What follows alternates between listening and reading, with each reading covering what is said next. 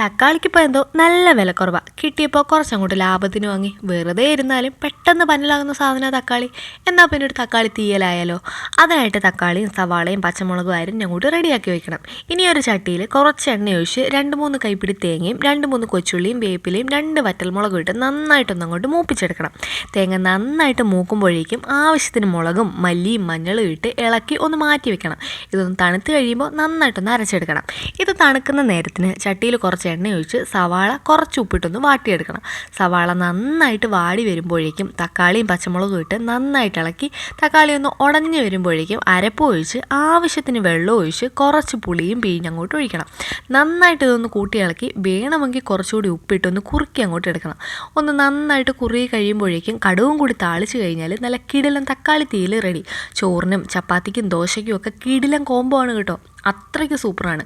അപ്പോൾ ഒന്ന് ട്രൈ ചെയ്ത് നോക്കിക്കോ. കിടിലനാണ്. വീഡിയോ ഇഷ്ടപ്പെടുവാണെന്നുണ്ടെങ്കിൽ ഉറപ്പായിട്ടൊന്ന് സപ്പോർട്ട് ചെയ്തേക്കണേ.